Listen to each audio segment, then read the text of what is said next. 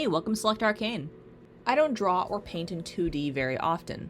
Not since university anyways. But I was given this brand new sketchbook made out of recycled fallen leaves. I knew I had to do something with this in some cool manner, so I decided to sketch some horses. Because I got this from a Ukrainian startup company, I decided to start with a Ukrainian horse, obviously. I've been to Ukraine a few times because that's where my family is from, but when I was about 9 years old, I went on a ride through the Carpathian Mountains. That's the mountain range that borders Poland and Ukraine. The only horses available to ride were Carpathian ponies, also known as Hucul ponies. There are a few different ways to pronounce their name, but this is the way I know it. These large ponies are strong, capable, and have been used for draft work through the centuries. Their characteristics are similar to some familiar British breeds, like Dartmoor ponies. In bay, black, dun, and sometimes grey. As I was sketching this pony, I thought back to some of my Ukrainian dance costumes. Yes, I did do dance once upon a time. And I remember the big flower crowns, the dresses, the multitude of vests I had to wear. And back then I certainly did not appreciate it.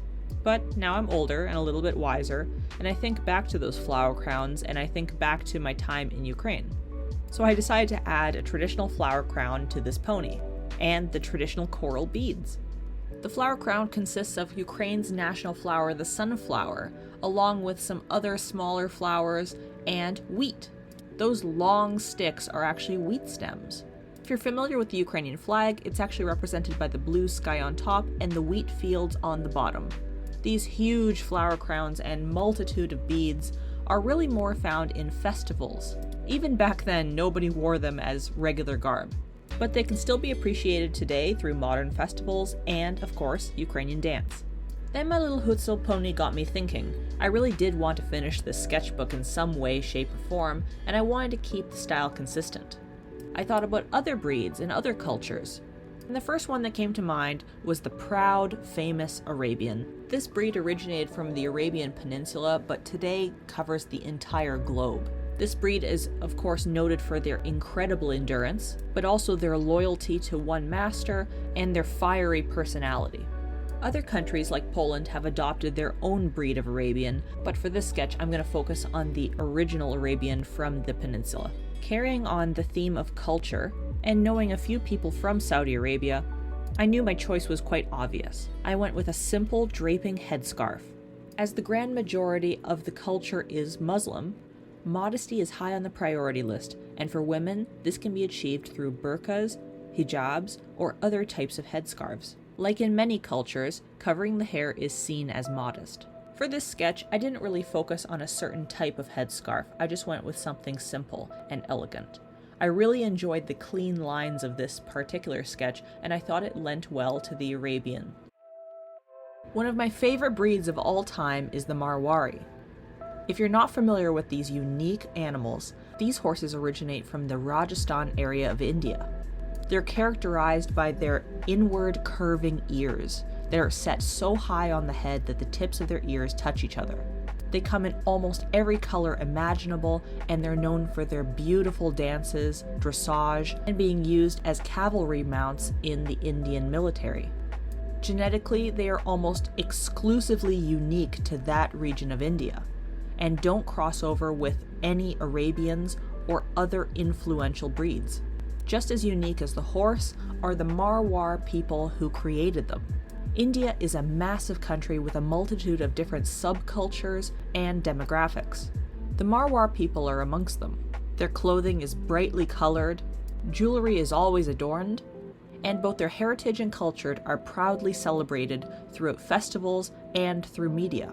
Marwari horses are frequently seen at these festivals dancing as well.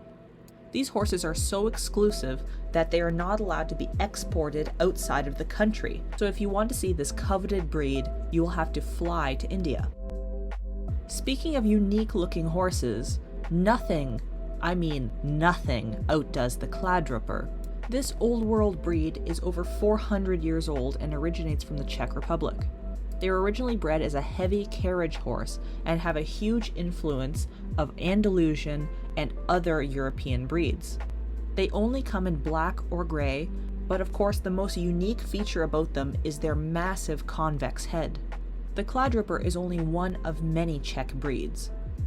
Just like this little hat here is one of many cultural costumes. Like Ukraine, these outfits are mostly worn during festivals and celebrations. Most are extremely flamboyant, like large bows on the backs of the head, or large winged hats.